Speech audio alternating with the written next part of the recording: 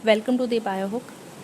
अगर आप एक पीएचडी या मास्टर स्टूडेंट है then this video is really helpful for you, क्योंकि इस वीडियो में हम थीसिस राइटिंग के बारे में बात करने वाले हैं कि आपने क्या कंटेंट रखना अपनी थीसिस में, क्या आप फ़ॉन्ट की फॉर्मेटिंग किस वे में करने वाले हैं, या वहीं अपने टेबल्स एंड फिगर्स के लिए कैसे लिस्ट को ऑटो क्रिएट करोगे, एंड रेफरेंसेस किस वे में ऐड करोगे, कैसे उनको एडजस्ट करोगे अल्फ़ाबेटिकली, एंड क्या फॉर्मेट आप ये रेफरेंसेस का रखना है, कहाँ से रखना है, कहाँ से सिलेक्ट करना है, एंड थीसिस में जो भी स्पेलिंग या ग्रामर मिस्टेक हुई हैं उनको कैसे चेक एंड करेक्ट करें एक ही साथ, वहीं पेज नंबर्स कैसे ऐड करें, front page certificate declaration and acknowledgement page किस तरह का रखना है, वही सबसे इम्पोर्टेंट प्लेजरिज्म कैसे चेक करें एंड कैसे रिमूव करें, वो भी फ्री में। एंड इसके अलावा जो भी हम एप्स एंड टूल्स यूज़ करेंगे थीसिस राइटिंग करते वक्त, वही सब हम इस वीडियो में देखने वाले हैं। सबसे पहली बात तो ये कि जो आप ऐप यूज़ करने वाले हो अपनी थीसिस राइटिंग के लिए, that app is MS word है। या आपको इजीली प्ले स्टोर से मिल जाएगी, तो वहाँ से डाउनलोड करके आप इजीली कर सकते हैं। एंड लैपटॉप वगैरह पर ये प्री डाउनलोडेड होती है, ठीक है, तो आपने इसी का यूज़ करना है। अब मेन दिक्कत ये रहती है कि हमें वहाँ पर कंटेंट क्या क्या रखना है, ठीक है जी। तो सबसे पहले जो आपका आएगा वो है एब्स्ट्रैक्ट। एब्स्ट्रैक्ट में क्या है कि आपने जो भी रिसर्च करी है, क्या आपने करा है अपनी पूरी थीसिस में, उसका पूरा निचोड़ मतलब समरी टाइप में आपने यहाँ पर ऐड कर देना है।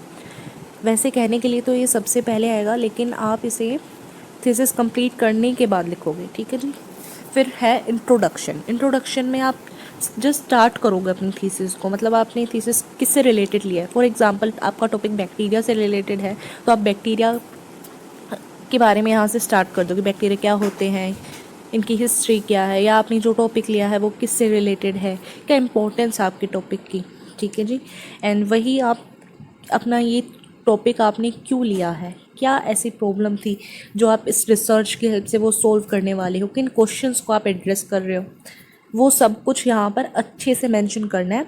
एंड विद स्पेसिफिक ऑब्जेक्टिव आपका क्या है इस रिसर्च को लेकर, ठीक है जी। देन आता है लिटरेचर रिव्यू। लिटरेचर रिव्यू में अगर इन शॉर्ट में बताऊँ तो आपने जो टॉपिक चूज़ करा है वो पहले किसने उस पर काम करा है, क्या काम करा है, कितना काम करा है, ये सब आपको यहाँ पर शॉर्ट में ऐड करना है, ठीक है जी। तो it is the survey of existing research, जो आपके टॉपिक पर पहले ही रिसर्च हो चुकी है उसको आप समराइज वे में यहाँ पर लिखने वाले हो, ठीक है। एंड फिर आप आइडेंटिफाई करोगे गैप्स, मतलब वहाँ पर के उस रिसर्च में जो पहले हो गई वहाँ पर क्या लिमिटेशंस रह गई थी जिनको आप अपनी थीसिस में कवर करने वाले हैं, ओके। देन आपने अपनी थीसिस का एम क्लियरली वहाँ पर मेंशन कर देना है इन द एम सेक्शन, ठीक है। तो जो आपका एम होगा एक वो कंसाइज स्टेटमेंट की फॉर्म में होगा, ठीक है। एंड वो मतलब एम इस तरह का होना चाहिए जिससे कि इंसान को पढ़ते ही पता लग जाए कि आपकी थीसिस में आप क्या करने वाले हो, मतलब वहाँ पर वो एम क्लियरली मेंशन करे कि आपकी स्टडी का ऑब्जेक्टिव क्या है। देन आपने मेथडोलॉजी लिखनी है जिसमें कि सबसे पहले आएगा रिसर्च का डिज़ाइन, किस तरह से आप अपने थीसिस को कवर करने वाले हो, क्या क्या आप इसमें टॉपिक्स इंक्लूड करोगे, क्या क्या प्रोसेस करोगे, ठीक है। एंड देन डाटा कलेक्शन, जो भी आपने थीसिस के लिए डाटा आपने निकाला है, कैसे निकाला है, क्या क्या मेथड्स यूज़ करे हैं, क्या टूल्स या कोई ऐप सॉफ्टवेयर या सर्वे इंटरव्यूज़ वगैरह करे हैं जिनकी हेल्प से आपने वहाँ डाटा कलेक्ट कराया है, वो सब बिल्कुल क्लियरली मेंशन कर देना है, ठीक है। एंड देन जो भी आपने डाटा कलेक्ट करा था उस डाटा का एनालिसिस वहाँ पर आप अच्छे से करोगे एंड एक्सप्लेन करोगे कि ये डाटा क्या शो कर रहा है, ओके।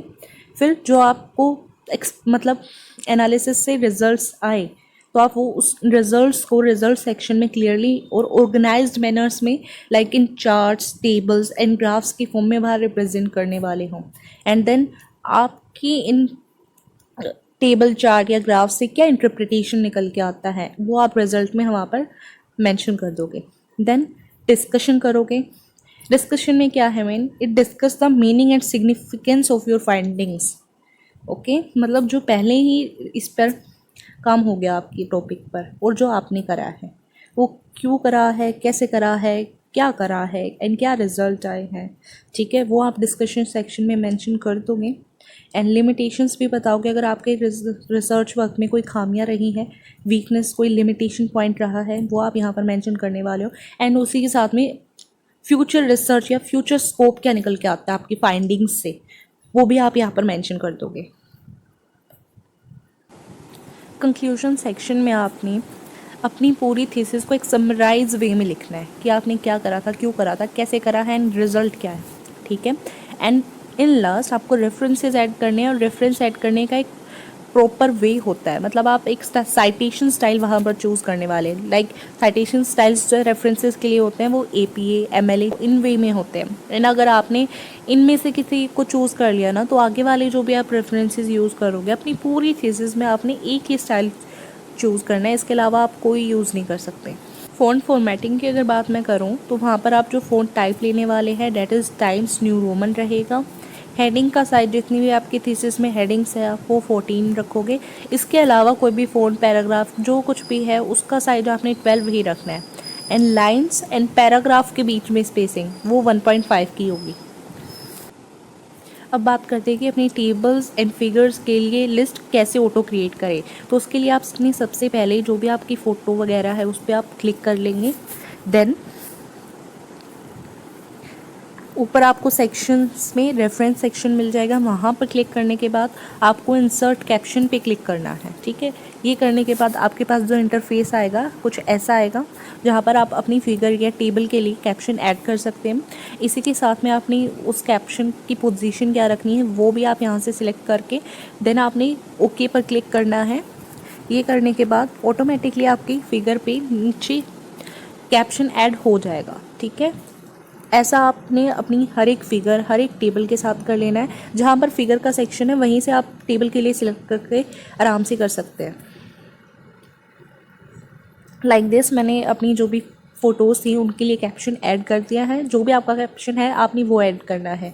उसके बाद फिर से आपने रेफरेंसेस पे क्लिक करना है। उसके बाद इंसर्ट कैप्शन के साइड में आपको इंसर्ट टेबल ऑफ फिगर्स दिख जाएगा, वहाँ पर जस्ट क्लिक करना है। उसके बाद आपके पास कुछ ऐसा इंटरफेस आएगा जहाँ पर आपने अपनी लिस्ट के लिए किस तरह से आप टैब्स रखना चाहते हो, डॉट की फॉर्म में या लाइंस की फॉर्म में, या टेम्पलेट क्या रखना चाहते हो, किसके लिए टैब क्रिएट कर रहे हो, लिस्ट टेबल के लिए या फिगर के लिए, वो सिलेक्ट करके नॉर्मली ओके पर क्लिक करना है। एंड देन आपके पास ऑटोमेटिकली रेफरेंस मतलब फिगर्स एंड टेबल्स की लिस्ट क्रिएट हो जाएगी।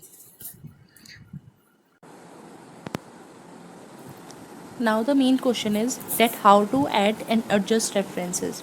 तो ऊपर हमने कंटेंट सेक्शन में बात करी थी कि रेफरेंस ऐड करने का एक अपना प्रॉपर साइटेशन स्टाइल होता है, तो वो आपने कैसे सिलेक्ट करना है वो यहाँ हम देखेंगे।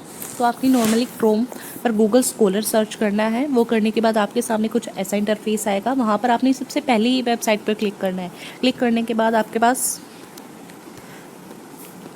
एक सेकेंड ऑप्शन आ जाएगा, ठीक है, जहाँ पर आपने अपनी लाइन जिसके लिए भी आप रेफरेंस ऐड करने वाले हो वो यहाँ पर पेस्ट कर देनी है। पेस्ट करने के बाद आपने नॉर्मल एंटर पर क्लिक करना है।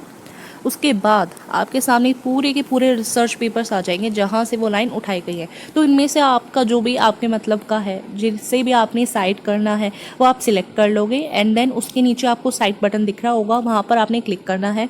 क्लिक करने के बाद यहाँ पर रेफरेंसेस के फॉर्मेट आ जाएंगे। लाइक यहाँ पर MLA APA Chicago Harvard etcetera जितने भी फॉर्मेट्स हैं इनमें से आपने सिर्फ कोई एक सिलेक्ट करना है।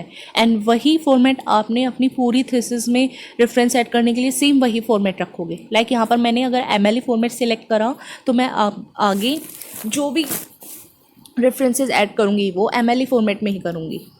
ओके एंड जैसे फॉर एग्जांपल यहाँ पर मैंने इस लाइन के लिए अपना रेफरेंस ऐड करा था, तो इस लाइन में ही मैंने 1 ऐड कर देना है, ठीक है। एंड इसका जो भी रेफरेंस है वो यहाँ पर मैं फर्स्ट पोजीशन पर लिखूँगी।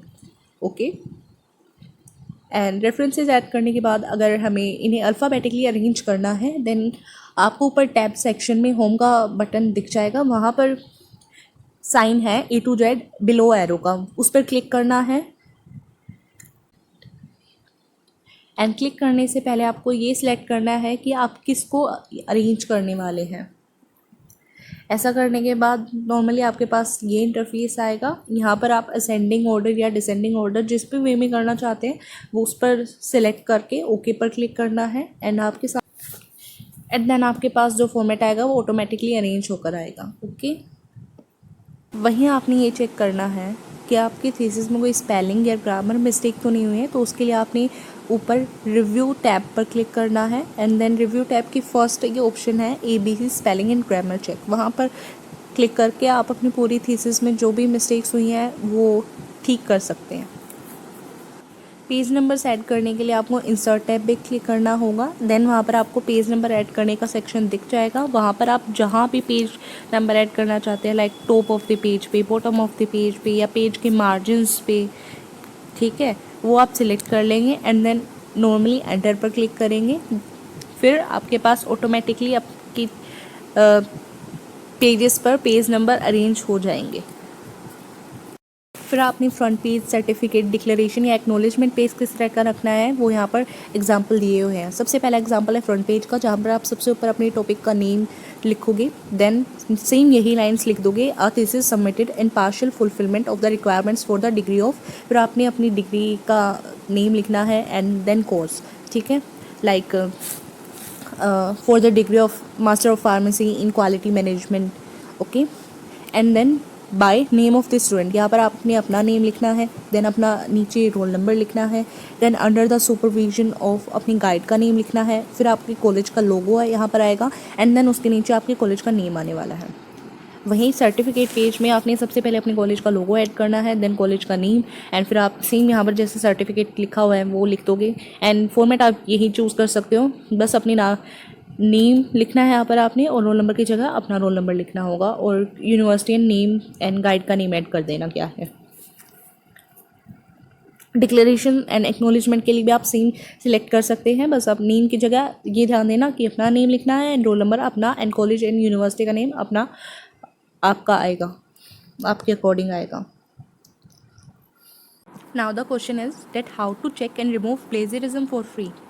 इसके लिए आप पहले ये जान लें कि प्लेजरिज्म होता क्या है। इट मीन्स कि आपने किसी रिसर्चर का कोई वर्क यूज़ कर लिया है बिना उनको क्रेडिट दिए, ठीक है। तो बाई मिस्टेक अगर आपकी थीसिस में प्लेजरिज्म आ गया है, ये चेक करने के लिए फ्री ऐप्स की अगर मैं बात करूँ then that is plagiarism checker. ये इजीली आपको प्ले स्टोर से मिल जाएगी एंड इसका लिंक मैं डिस्क्रिप्शन बॉक्स में भी ऐड कर दूँगी, ठीक है। ये ऐप फ्री तो है लेकिन इसका एक ड्रॉबैक है विच इज़ कि एक टाइम पर आप ओनली 1000 वर्ड्स के लिए ही चेक कर सकते हैं, एंड उसी के साथ में चैट जीपीटी की हेल्प से भी आप फ्लैग चेक कर सकते हैं। बट यहाँ भी एक प्रॉब्लम आती है कि आप उसके लिए फ़ाइल नहीं क्रिएट कर सकते, ओके। एंड अगर आपके थीसिस में कहीं प्लेजरिज्म शो हो रहा है एंड आपको वो रिमूव करना है देन आप ऑनलाइन पैराफ्रेजिंग टूल की हेल्प ले सकते हैं। ऐसा ही एक टूल है क्विलबोट AI, ये आपको इजीली क्रोम पर मिल जाएगा। इसमें सिंपली आपको अपनी लाइन जिसमें फ्लैग शो हुआ है वो एंटर करनी है एंड देन उसको पैराफ्रेज करना है, ओके।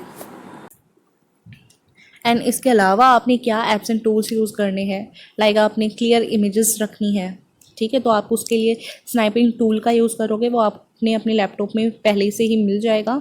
एंड या चैट जीपीटी का यूज़ बहुत ही हेल्पफुल है। आप अपनी थीसिस में कुछ भी जो आपको नहीं मिल रहा, जो भी कन्फ्यूज़न हो रही है, उसके लिए आप चैट जीपीटी का आराम से यूज़ कर सकते हो। आपके सारे आंसर्स वहाँ से आप को मिल जाएंगे, ठीक है। एंड कैसे यूज़ करना है, अगर आपको इसके लिए भी एक प्रॉपर वीडियो चाहिए तो आप कमेंट सेक्शन में कमेंट कर देना।